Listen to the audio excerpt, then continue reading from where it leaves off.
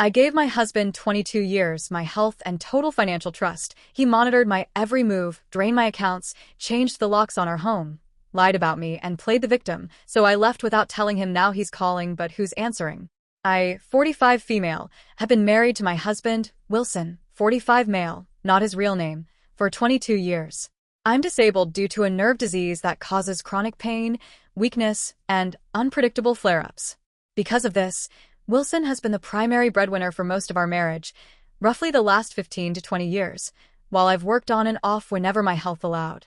I want to be clear about that up front because I don't want to misrepresent myself as someone who never tried to contribute. I did work when I could. I also handled the bulk of the domestic labor and emotional support in our household for many years. I didn't even begin applying for disability benefits until about 3 years ago. For a long time, I resisted it. I didn't want to feel like a burden or a leech on the system, especially because for many years we lived modestly and Wilson could support us at a basic level. What changed was that he suddenly wanted a much wealthier lifestyle, bigger expectations, more spending, more pressure, while simultaneously making me feel like I had no choice but to pursue disability because I could no longer keep up with what he wanted our life to look like. That decision didn't come from me feeling ready or empowered. It came from feeling cornered. Our relationship did not start in a healthy place, and that context matters. Before we married, we were briefly involved in a 3-person relationship with another woman. It was chaotic and deeply unhealthy. At the time, I had very low self-esteem and tolerated things I absolutely should not have. I didn't know how to assert boundaries or advocate for myself, and I was desperate to feel wanted and secure. That situation eventually imploded in a major fight. Both Wilson and the other woman ended up in jail. I was the one who bailed Wilson out. Shortly after that, we got married informally in our living room. To clarify, we are legally married and have a marriage license. There was just no wedding, no ceremony, no family, no planning, just a quiet, rushed decision made in survival mode. At the time, it felt like the only way to hold onto some sense of stability. Years later, Wilson violated probation, and we fled to another state together. I'm not proud of that, and I know it was wrong. I'm sharing it because it illustrates the power and balance in our relationship and how little I valued myself back then. I followed him because I believed I had no real alternatives, financially, emotionally, or physically. I had already learned to override my own instincts for the sake of keeping the relationship intact. For many years after that, we lived on very little. Money was tight, our lives were small, and I believed we were happy enough. Or, at least, I believed this was as good as it was going to get for someone like me. I didn't have the energy or confidence to imagine something better. About 5 years ago, things began to change. Wilson entered the tech field and started making significantly more money, around $100,000 a year. We bought a modest house that we co-own. On the surface, this should have been a turning point for the better. Instead, it marked the beginning of a shift that's been deeply unsettling for me. As his income increased, Wilson became increasingly controlling about money. Decisions that used to be mutual started becoming unilateral. I began needing to justify basic expenses. Purchases that supported my health or comfort were scrutinized, questioned, or framed as burdensome. At the same time, his own spending and expectations for what our life should look like expanded. It felt like the goalposts kept moving, and I was always the one falling short. Because I'm disabled, my financial dependence on him is real, and he knows that. Over time, it started to feel less like a partnership and more like a hierarchy, one where his earning power gives him authority and my illness makes me disposable. The more successful he became, the smaller and more trapped I began to feel. At first, the control was subtle enough that I could almost explain it away. It started with comments about purchases, why I needed something, whether it was necessary, or suggestions that I wait before buying certain things. Over time, those comments became more frequent and more pointed. Eventually, they turned into repeated questioning about why the credit card wasn't being paid down to zero every single month and where, exactly, all the money went. This was deeply confusing to me because I'm the frugal one in our relationship. I handle all of our bills. I always have. Nothing has ever been paid late. I track due dates, balances, and statements carefully. Wilson has never had to worry about utilities being shut off or payments being missed. Ironically, he's also the one who enjoys expensive tech gadgets and impulse purchases. New electronics, upgrades, subscriptions, and various toys are his thing, not mine. As his income increased, so did his spending. Vacations became more frequent and more expensive. There were constant upgrades, better devices, newer versions, higher-end options. Eventually, about $20,000 accumulated on one of our credit cards. When this happened, something shifted sharply. Wilson blamed me entirely. He accused me of mismanaging our finances and implied that I had been reckless or irresponsible behind his back. That accusation was devastating. I barely spend money on myself. When I do, it's usually something small and inexpensive, an occasional digital book, a jigsaw puzzle to help manage my anxiety, or a thoughtful gift for someone else. I don't buy clothes often. I don't go out. I don't take trips on my own. I suggested that after tax season, when we had more flexibility, I could aggressively pay the card down if we both cut back on spending. That suggestion was dismissed. Only I was expected to make changes. His spending was treated as non-negotiable. Mine was treated as a problem. By February, I had largely paid the card down despite my limited income and health constraints. Around that same time, something else important happened. I finally began receiving proper mental health care. I was prescribed medication that actually worked for me, and for the first time in years, the constant fog of anxiety and depression started to lift. As my mental health improved, my perspective began to change. By November, I had a realization that hit me like a cold wave. I was living under constant surveillance. Wilson was monitoring nearly every aspect of my life. He read my text messages through a shared phone app. He tracked my movements through security cameras positioned around the house. He scrutinized our bank accounts and credit card statements daily. He monitored Amazon purchases, down to the smallest item. He even checked my Kindle activity, what I downloaded, when, and how much it cost. I was questioned about everything. Any purchase, no matter how small, required explanation. A few dollars for a digital book? I had to justify it.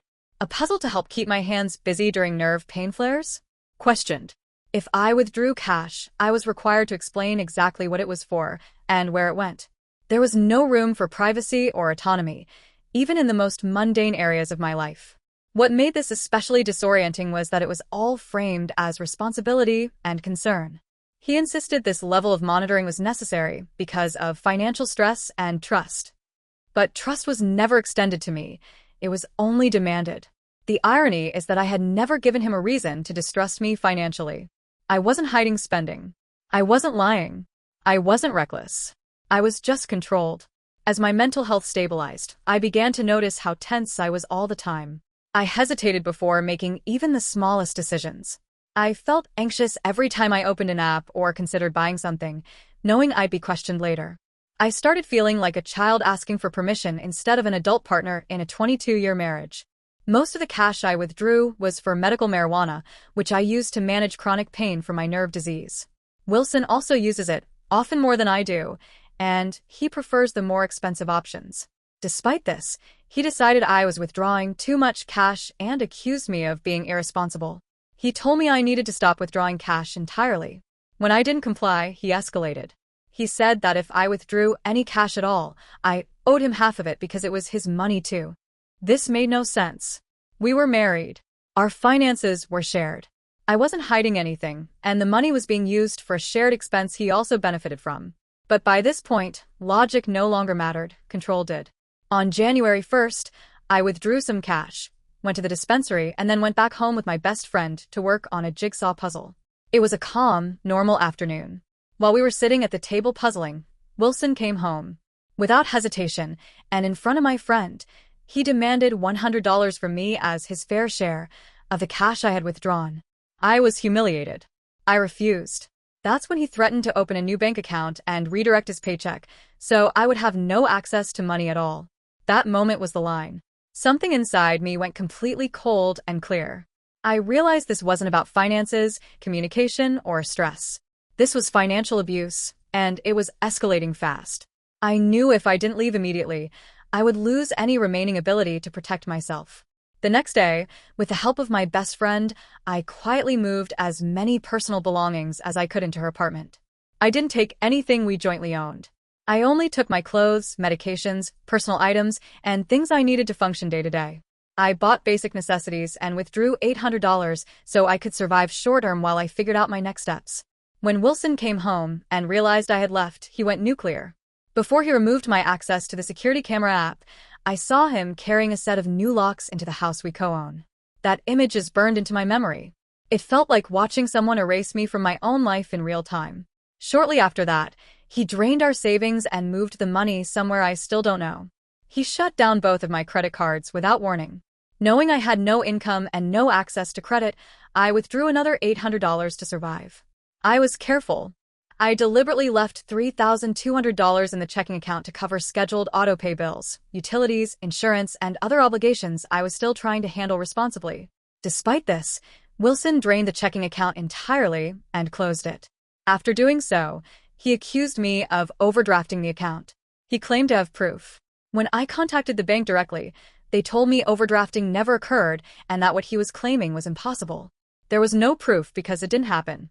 He then removed his phone from our shared phone plan, leaving me responsible for the remaining balance covering 2 phones. On top of that, he threatened not to include me on his health insurance, despite knowing I am disabled, actively seeking disability benefits, and rely on consistent medical care to function. At that point, the message was unmistakable. He was willing to leave me without money, without credit, without communication, and potentially without health care in order to punish me for leaving and reassert control. I am still trying to process how quickly everything collapsed once I asserted even a small amount of independence. For years, I questioned myself. I wondered if I was overreacting, misinterpreting, or being ungrateful. A few days after I left, we agreed to meet with a mutual friend and my best friend to try to discuss next steps, separation logistics, the possibility of therapy, and whether there could be any form of temporary financial support while I tried to stabilize. I went into that meeting anxious but hopeful that, at the very least, we could have a civil, adult conversation. From the moment we sat down, Wilson put on a performance. He cried openly and dramatically at the start of the meeting. He talked about how blindsided and hurt he was, how abandoned he felt, how confused he was about why I would do this to him. The tears flowed freely, while the focus was on his pain. The mutual friend looked visibly uncomfortable, but sympathetic. Then it was my turn to speak. The tears stopped instantly. Not gradually. Instantly. His face hardened, his voice changed, and he became angry and combative. The emotional whiplash was startling. It was like watching a switch flip. In that moment, I realized the crying had never been about remorse or reflection. It had been about control of the room. During that meeting, Wilson admitted, without apology or hesitation, that he had changed the locks on the house we legally co-own. He said it casually, as if it were reasonable or justified. No acknowledgement that I lived there. No concern for my belongings still inside. No recognition that locking a disabled spouse out of her own home is not a neutral act. When therapy was brought up, he flatly refused both couples therapy and individual therapy, claiming it was too expensive. This was the same man who earns around $100,000 a year and routinely spends thousands on tech, upgrades, and vacations. Therapy was only too expensive because it didn't benefit him. He then stated that he couldn't possibly provide any financial support because our finances were a mess. He repeated the false accusation that I had overdrafted the checking account and insisted we had 2 maxed-out credit cards, something I know for a fact was not true when I left, unless he deliberately ran them up afterward. When challenged, he provided no evidence, just vague claims that he had proof. After the meeting, he texted me to say that insurance doesn't cover couples therapy. I had already verified through our insurance provider that this was false. When I pointed that out, he pivoted again and questioned whether therapy was even worth pursuing because I seemed cold during the meeting. I didn't cry. What he didn't say, but clearly meant, was that my refusal to perform sadness for him made me unworthy of help. I no longer give him access to my emotions, and that seems to infuriate him more than anything else I've done. So here's where I'm stuck. I didn't tell him I was leaving. I didn't sit him down beforehand and explain my exit plan. I left quietly because every instinct in my body told me that if I gave him advance notice, he would take away whatever resources I still had. I'm struggling with guilt because I was raised to believe that leaving without explanation is cruel. But I also know that explaining myself over and over never protected me before. It only gave him more leverage. So, am I the a-hole for leaving without telling him? Or was that the only way I could leave at all?